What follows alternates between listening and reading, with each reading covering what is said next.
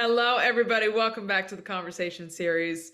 I am thrilled today to have the founder of House Pickleball. We're diving right into pickleball. It's the time to do it. But I've got Mark Vermylen here with me, and Mark, welcome. And I'm excited to jump Thank you. into what you've created. Yeah, thank you for having me on. I'm really excited to get on the Conversation Series podcast. Yeah. Yeah, let's jump in. Awesome, awesome. I first just want to get go through your background because you went to Georgetown, you were, a political science and government major at Georgetown and have experience in account executive. Like how did you switch roles to then become an entrepreneur? Yeah, that's a great question. Yeah, so my political science background, I guess it's one of those things where when I graduated, basically, if you want to pursue a career in political science, you're already in DC, you should really stay in DC. Yes. But I'm from New Jersey originally, always had plans on coming to New York City, the big city. Yeah. I was trying to thread the needle for a little bit of time, like maybe I could find like a political type of job in New York City, Yeah. but it's just much tougher than DC. Yes. So I found myself in sales, in tech sales, which is kind of famously a career that will take people from all walks of life, just as long as you're willing to like work hard. So that's how I ended up going from a poli sci major to being an account executive. Nice, nice. And so hopping right into house pickleball, I mean, you jumped right into the game, the sport that is absolutely capturing the country right now and is spreading all over the place. First of all, like what caught your interest and your attention with pickleball? Yeah, I mean, I grew up playing tennis, Okay. so I've always just had an affinity for paddle and racket sports. Okay. I guess I kind of realized since I've lived in the city for about 4 years now that I never played tennis in New York City. Totally. Um, so seeing how people like literally everywhere in the city now, you see people playing Yeah. pickleball just wherever on any random corner in public parks. So when I just heard first the name stood out to me, I was like, what is this sport that everyone's playing? It Yeah. it seems a lot like tennis, just on a smaller scale. But that was kind of what really caught my eyes, just the accessibility of it. Like you don't have to go rent out, a space somewhere. It just seemed way easier to actually get out there and play without like making a whole day out of it. Yeah. So that's what I would say would really caught my attention at first. I was just having a conversation with somebody. I was like, every neighborhood now, on top of the tennis courts that they have, now are putting in pickleball courts, and it's like it's just everywhere you go, no matter what, there is a pickleball court for somebody to play on now. Yeah, it's crazy. It's really just been rapidly expanding. When I started, I felt like they were already everywhere. Yes.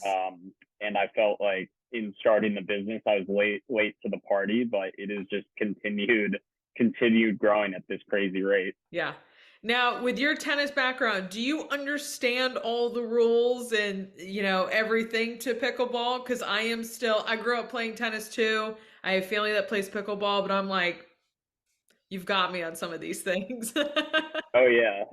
At first I didn't, but at this point I do. I have to because I do a lot of like kind of coaching and like I work a lot with beginners to get them up to speed just on the rules. Yeah.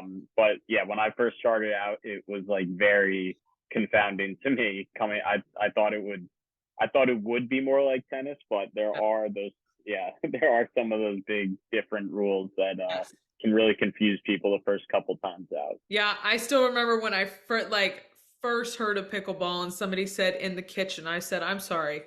What are we talking about right now?" I'm like, "Where do you Exactly. get in the kitchen for pickleball?"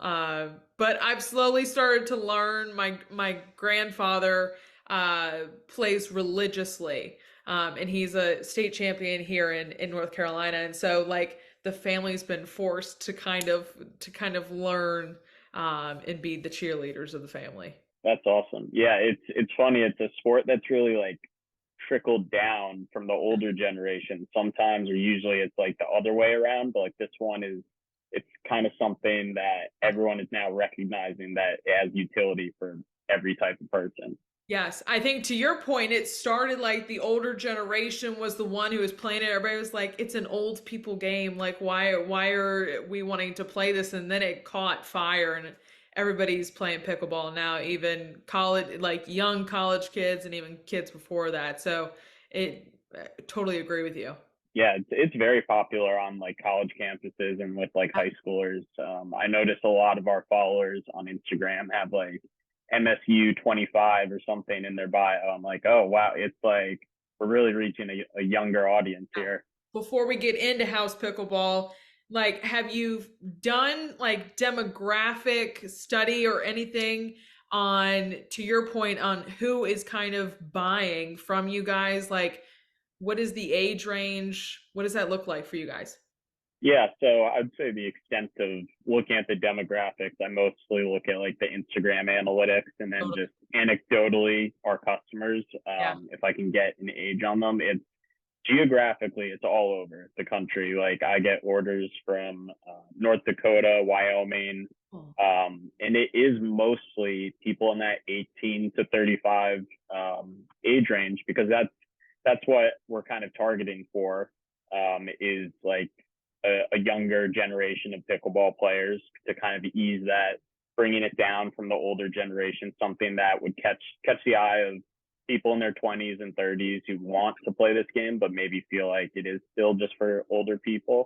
yeah. So definitely, even though we're kind of like a city-based brand, we have customers from very small towns all across the country. Very And cool. it really is mostly that 18 to 35 group. Well, hopping right into to House, like what is the creation story behind House? What was the kickoff for it all? I guess the first inciting event was last summer, 2022. I got laid off from my tech sales job. I had taken a little bit of a risk, went to a Series D startup. They hired a bunch of people. 6 months later, they fired a bunch of people. We all know how that goes. Yes. So it was the middle of the summer, and I had already before that been feeling a little bit burned out by tech sales ever since COVID. Working remote didn't have that same like in-person atmosphere. So I already kind of had my eye on doing something of my own. But so when that layoff happened, it was really like kind of a kick in the ass. Like, all right, well now's the time to do it. So I ordered maybe 100 or 200 of our first paddles, and I just started bringing them to the courts, inviting friends down to play on like Sundays, taking some pictures, taking some videos. I figured this is how a brand starts. You just kind of got to do it, lead the way and like see what comes from there. And that's kind of how it happened. Most of the time the paddles that we see, they're black. They're kind of the standard that we're seeing, but you went a different direction. You're colorful. You have, I think it's your bread and butter is what you call it. How did you decide or focus specifically on creating these unique and colorful paddles?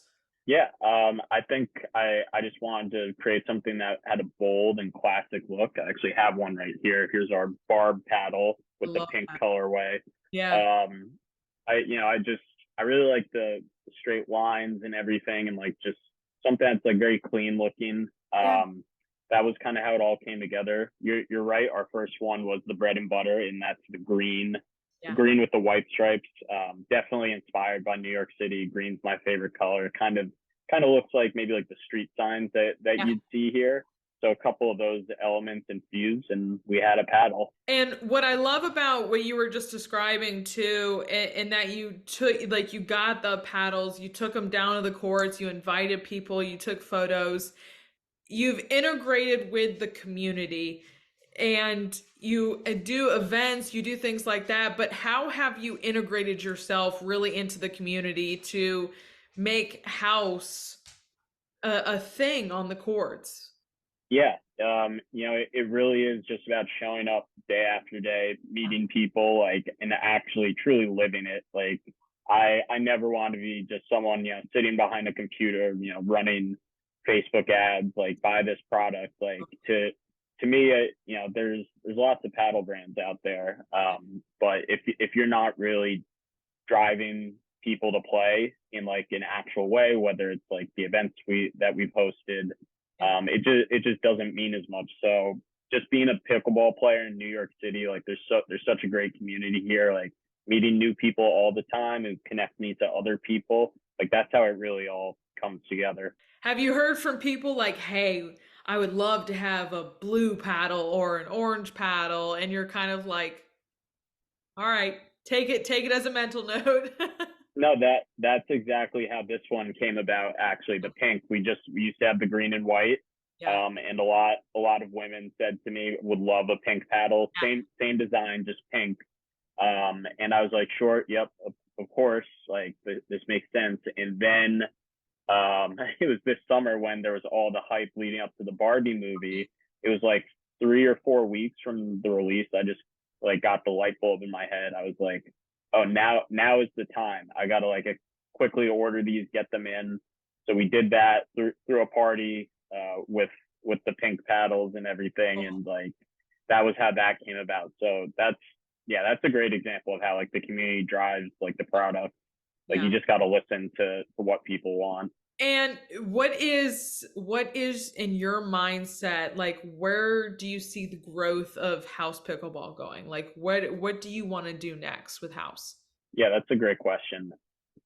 I think long term, I Yeah. want it to be really an all encompassing pickleball brand, not just paddles, not just Yeah. lifestyle even, but we had some great success so far this summer and this fall throwing events like really growing that community aspect. I think long term, I would love to have a space here in New York City with courts Cool. that is like a house facility where Yeah. you can just come down and play. Like that's really how I see it. Big picture is Yeah. like an all inclusive pickleball brand. Will there be a pickleball court in the office? That's the question. Oh, 100%. It will be more the question is, will there be an office in the pickleball courts? Okay, Like that's true. maybe I'll just be over in the corner, like 95 of the space will be just 95% will just be pickleball courts. Love it. I love it. Will you walk me through, you were talking about it, you put in these orders for the paddles, but in terms of going from design to ordering these and producing, what does that look like? Yeah, so our paddles are sourced from Shenzhen in China. So Okay. the first step was um, identifying a really good supplier, doing the evaluations because when you come at it cold and you don't really know who's making what, it's like I know what I want the actual like mechanics of the paddle to be. So that was step one. Once we had that, it was setting up with a fulfillment center here in where our fulfillment centers in New Jersey. Okay. Um, I didn't want to be shipping them out of my apartment just because I'm not very good at I've never been very good at like sending packages myself and like putting the labels on stuff. Yes. And I figured we might as well just start day one like with that operation in place. And then from there it was just setting up the website. Our website, we actually just did a nice redesign. When I look back at the older versions where we started, I'm like amazed people were even buying from us then because it looked so rudimentary and basic, but maybe they kind of like the charm of it. I Yeah. don't know. But yeah, those are I guess the three major components. Like, and once you have that, it's really just about what you build around it in terms of community content. I think from having conversations with other people, like finding that right supplier is one of the biggest steps to take, but it's also one of the biggest challenges. I think to your point that you just made, like you want to find the right one and make sure that they're doing right by you as well. And it's such a It's difficult. crucial. Yeah. Yeah, that relationship. I have a great relationship with our supplier at this point, and it has been instrumental in being able to scale up the business Yes. in terms of the amounts we're ordering. And I'm actually right now looking for the same type of relationship with an apparel supplier. So that's Oh, kind of the next step. very cool. Getting some merch together and stuff like that. Yep, it got Nice. to do it right though. I Yeah. gotta, it's gotta be, gotta Yeah. be the highest quality. Yeah, totally. Well, and it made me chuckle a little bit when you were saying the fulfillment side. It made me think about what you were telling me beforehand with your apartment. I can only imagine the apartment that you were describing to me, you fulfilling orders. Yeah, I used and I had a roommate last year, and I Yeah. just don't think it would have worked with us sharing the apartment and having 100 boxes of paddles in Just there. paddles everywhere. Yeah, I was like, let's just and that's something that usually the Yeah, e-commerce stories. Oh, I started in my basement or my garage. I was like, totally.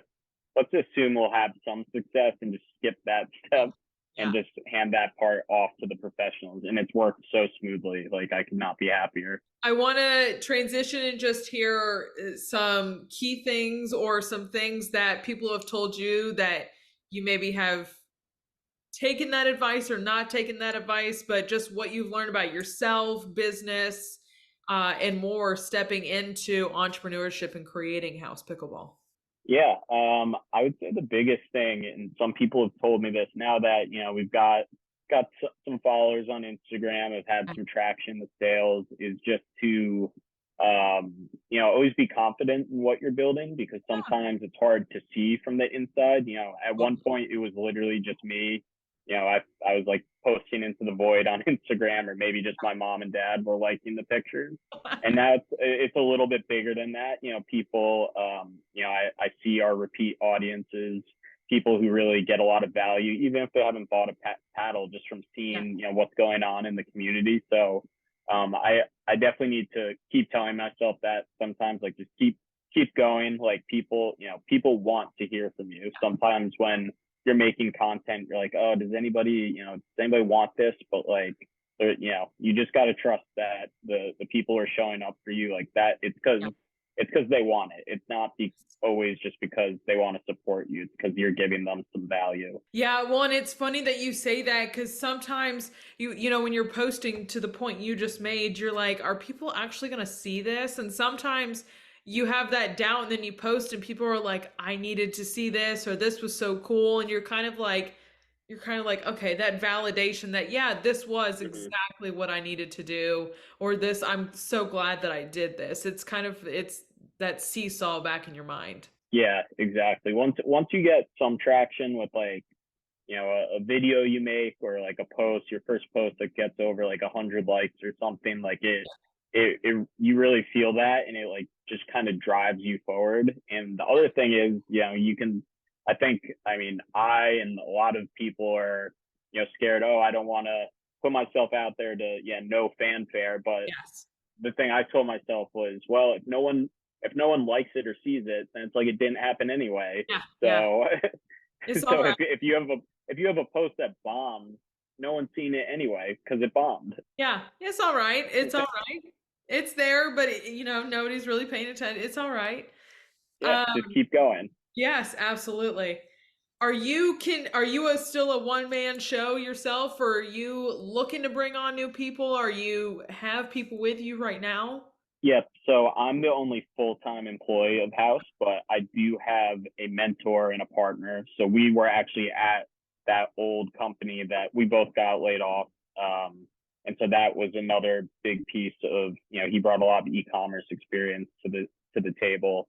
Yeah, We now have, I contract for some SEO writing because we have a bunch of blogs about the yeah, best places to play pickleball around the country, as well Madison, who reached out to you, and yeah, Haley Brooke Weiss of Power yeah. Moves Marketing. Shout out. They're another great example of not full-time employees, but helping us with the mission. So yeah, that's been another great thing, is just being able to, as it's grown, having the budget to put towards working with more people. Totally. I think it's the most important thing, because I think when you work with those people as well, you get other opinions, you get other ideas, you get inspiration from those people that maybe you just might not have had the bandwidth to do it with, or maybe just not thought of. But I think the working with those types of people is incredibly important, and I value that so much too. Yeah, you just get more advocates for what you're doing, and more people who believe in that mission and just help and push you forward. Yep, word of mouth, the most important thing in the world. Exactly. Mark, my last question for you is just what inspires you? That's a great question. I would say, honestly, right now, it is sounds cheesy, but it is the community and it is New York City as a whole. Like I haven't traveled much in the past year because I'm just here. Yeah, Yeah. I'm here playing pickleball and just seeing the different ways in this sport can get people to come together, make new friends. Like I've literally seen friend groups just form. Like I see it all the time. Yeah. Just like I think we're still kind of living in this backwash of the pandemic, and Really. there's so much new growth that can happen out of what was maybe stopped or cut down Yeah. when that disruption happened. But every day, obviously, there's a lot I'm working on just with the technical stuff of the e-commerce site. But I'm just always trying to get out there, play pickleball, meet new people, and evangelize the brand a little bit. I think to the point you were just saying, like community and networking and meeting people is some of the most important things you can do for your business and for yourself. I've preached networking to people ever since I was in college because it is just one of the most important things you can do, just to get your name out there, like you were talking about, your company's mission, and it's incredibly important. Yeah, I'm lucky to be in a space where it actually comes naturally. If I Oh, had I think it's a little bit harder to build community around like a skincare product or yeah, something because that's an activity you do by yourself solo. This pickleball lends itself to yeah, networking and building community. So yeah. it really helps in that regard. Yes, yeah. I mean, people will just flood around a pickleball court and just hang out for hours and hours, and just it's the Yeah. best thing. And the other thing I was thinking about is like some people like to just play. Like I was playing the other night, and like there wasn't a ton of chatter on the court Yeah, because it's like a Tuesday night, everyone's tired from work, and it's like, but people just want to play. yeah, And even if you're not like actively like, oh, what's your name, like trying to figure out really. everything about the person, just physically being there, Yeah, moving your body with other people, even if there's an unspoken, there's not many words being yeah, spoken, it's still really I think it's just really good for you, yeah. regardless of how you treat it. I totally agree. It's kind of like it's a mix for me of ping pong and Twitter. It's the in tennis, it's the fast back and forth, Mm-hmm. quickly watching. But it gets your heart rate up. You feel good. You get your competitive spirit out, and I love the game, and I'm so glad it's here and sweeping the country. Yeah, I think that's a pretty good summation of it. Well, Mark, I can't thank you enough for joining me today and setting the stage for House Pickleball, and introducing yourself. And if you guys do not follow House Pickleball, if you're a pickleball fan, go get yourself one of the house paddles. But all of Mark's socials and House's socials are going to be linked down below. So please go give them a follow. But Mark, I just thank you so much for joining me today. Thank you so much for having me. It's been Yeah. great. Yeah. And as always, I will see you guys back here next time. Bye, y'all.